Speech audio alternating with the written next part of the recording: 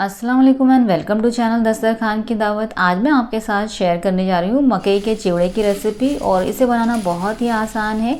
घर पे रखे कुछ ही इंग्रेडिएंट के साथ बहुत ही आसानी से ये बन जाता है। बहुत ही ज़्यादा सुपर क्रिस्पी ये बनता है और इसे आप आसानी से 1 महीने तक स्टोर करके खा सकते हैं। तो इस मज़ेदार से चिवड़े की रेसिपी जानने के लिए आप इस वीडियो को एंड तक ज़रूर देखिए।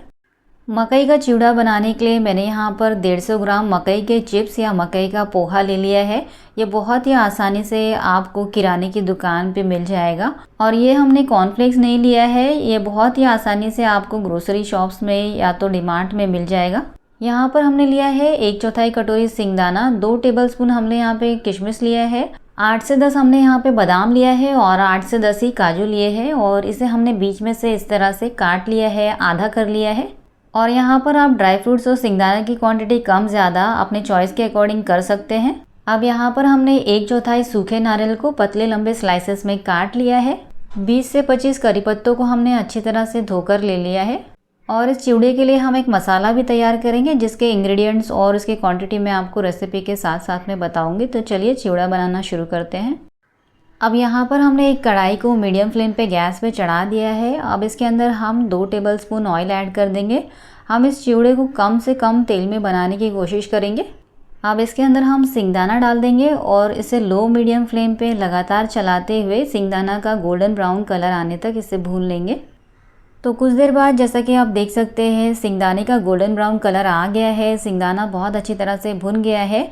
तो अब इसे हम एक परात में निकाल लेंगे। परात में हम इसे इसलिए निकालेंगे क्योंकि बाकी के जो इंग्रेडिएंट्स है उसे भी हम फ्राई करके परात में निकालेंगे और परात में निकालने से इसमें मसाला मिलाने में भी आसानी होगी। अब बचे हुए ऑयल में हम कट किए हुए काजू बादाम डाल देंगे और इसे मीडियम फ्लेम पे लगातार चलाते हुए 1 से 2 मिनट के लिए भून लेंगे। तो काजू बादाम को मीडियम फ्लेम पे लगातार चलाते हुए हमने इसे 1 से 2 मिनट के लिए भून लिया है। अब इसके अंदर किशमिश डाल देंगे और किशमिश को भी लो मीडियम फ्लेम पे लगातार चलाते हुए किशमिश के फूलने तक इसे भून लेंगे। तो कुछ देर बाद आप देख सकते हैं किशमिश बहुत अच्छी तरह से फूल गई है। तो इसे भी हम उसी सेम परात के अंदर निकाल लेंगे जिसके अंदर हमने सिंगदाना निकाला है। अब बचे हुए ऑयल के अंदर हम कट किया हुआ नारियल डाल देंगे और साथ ही में हम करी पत्ता भी डाल देंगे और इसे लो मीडियम फ्लेम पे लगातार चलाते हुए नारियल के गोल्डन ब्राउन कलर आने तक इसे भून लेंगे। तो कुछ देर बाद आप देख सकते हैं नारियल का गोल्डन ब्राउन कलर आ चुका है। तो अब इसे भी हम निकाल कर उसे सेम परात में रख लेंगे। अब मकई को फ्राई करने से पहले ये जो ऑयल इसमें जो काला पड़ गया है उसे हम एक पेपर की मदद से साफ़ कर लेंगे और ताकि जो इसके अंदर जो करी पत्ता और ड्राई फ्रूट्स वगैरह के जो पार्टिकल्स हैं वो भी निकल जाए। अब यहाँ पर हमने कढ़ाई को अच्छी तरह से पोंछ कर साफ़ कर लिया है। अब इसके अंदर हम ऐड कर देंगे आधा कप ऑयल। अब ऑयल को अच्छी तरह से हाई फ्लेम पे इसके अंदर से धुआं निकलने तक इसे गर्म कर लेंगे। और अब यहाँ पर आप देख सकते हैं ऑयल को हमने अच्छी तरह से गर्म कर लिया है। इसके अंदर से हल्का हल्का सा धुआं भी निकल रहा है जैसे कि आप देख सकते हैं। बस इसी तरह से अच्छी तरह से ऑयल गर्म होना चाहिए। उसके बाद ही हम इसके अंदर मकई को डालेंगे। ऑयल अच्छी तरह से गर्म होगा तभी आपकी जो मकई है वो अच्छी तरह से फूलेगी, खिली खिली बनेगी। और अब इस तेज़ गरम तेल के अंदर हम 1 मुट्ठी भरकर मकई डाल देंगे और फ्लेम को तुरंत ही लो कर देंगे और लो फ्लेम पे लगातार चलाते हुए मकई को फ्राई कर लेंगे।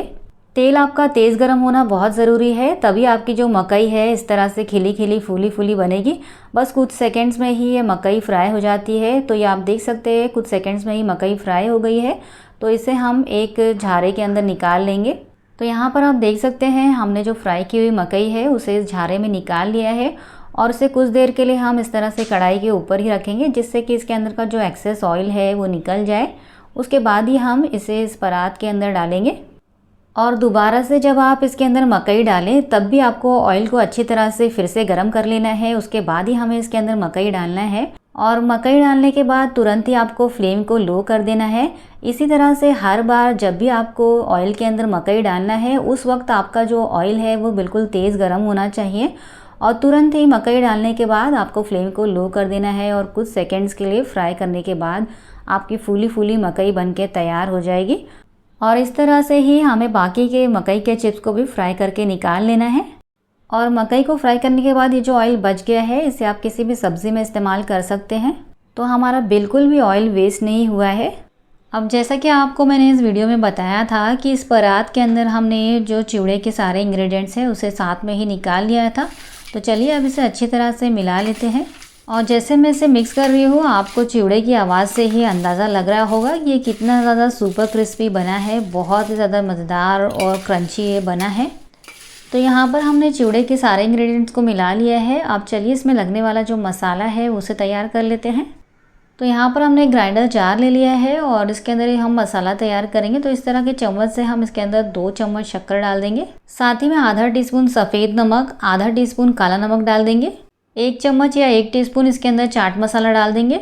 1 चम्मच तीखा वाला लाल मिर्च पाउडर डाल देंगे। अगर आप कम तीखा पसंद करते हैं तो इसकी जगह पे कश्मीरी लाल मिर्च पाउडर भी डाल सकते हैं। आधा चम्मच गरम मसाला, 1/4 टीस्पून इसमें हींग डाल देंगे और इसमें 8-10 दाने काली मिर्च डाल देंगे। और अब हम इसे अच्छी तरह से बारीक पीस कर इसका पाउडर बना लेंगे।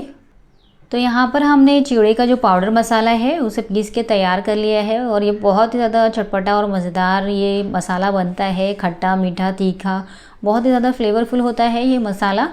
आप इसे किसी भी तरह के चिवड़े में इस्तेमाल कर सकते हैं, पोहे चिवड़े में या तो आप मखाने चिवड़े में भी इसे इस्तेमाल कर सकते हैं। और यहाँ पर ये मसाला एक्स्ट्रा बन गया है तो आप इसे किसी भी डिब्बे के अंदर स्टोर करके फ्रिज में रख सकते हैं और जब भी आप चिवड़ा बनाएं तब भी आप इसे इस्तेमाल कर सकते हैं। तो चलिए अब इस चिवड़े के अंदर ये तैयार किया हुआ मसाला डाल देते हैं। तो इस तैयार किए हुए मसाले में से मैंने 1 चम्मच भर के इसके अंदर डाल दिया है। आप अपने टेस्ट के अकॉर्डिंग मसाला इसमें ऐड कर सकते हैं। तो इतने चिवड़े के अंदर मैंने 1.5 चम्मच मसाला डाल के अच्छी तरह से मिला लिया है। आप थोड़ा थोड़ा करके मसाला ऐड करके टेस्ट करके देख सकते हैं। अगर आपको कम लगे तो थोड़ा सा और मसाला ऐड कर सकते हैं। तो यहाँ पर हमने चिवड़े के अंदर मसाला डाल के इसे अच्छी तरह से मिला लिया है। तो हमारा बहुत ही ज़्यादा मज़ेदार सा और सुपर क्रिस्पी चिवड़ा बन के तैयार है। और देख सकते हैं आप कितना ज़्यादा ये क्रिस्पी बना है। बहुत ही ज़्यादा फ्रेश है ये, क्योंकि हमने इसे अभी जस्ट घर में बना के तैयार किया है। तो चलिए इस मज़ेदार से चिवड़े को मैं स्टोर करने का तरीका भी आपको बताती हूँ। तो इसे हम किसी भी कांच के कंटेनर में स्टोर कर सकते हैं या तो प्लास्टिक के या स्टील के कंटेनर में भी इसे स्टोर कर सकते हैं। ये 1 महीना तक तो आराम से इसी तरह से फ्रेश बना रहेगा, बिल्कुल भी ख़राब नहीं होगा।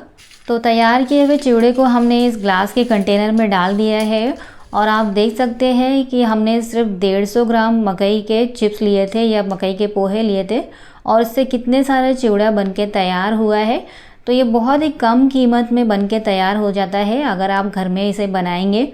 और घर में बनाने से हम फ्रेश ऑयल का इस्तेमाल करते हैं, मार्केट वाला पाम ऑयल में बना होता है। तो ये बहुत ही ज़्यादा मज़ेदार बनता है। अगर आप एक बार इस तरह से घर में चिवड़ा बनाएंगे तो आप मार्केट से चिवड़ा लाना भूल जाएंगे। तो अगर आपको ये रेसिपी पसंद आई है तो प्लीज़ इस वीडियो को लाइक कीजिए, चैनल को सब्सक्राइब कीजिए। मिलते हैं ऐसी ही मज़ेदार और एक्साइटिंग रेसिपीज़ के साथ। तब तक के लिए अल्लाह हाफिज़।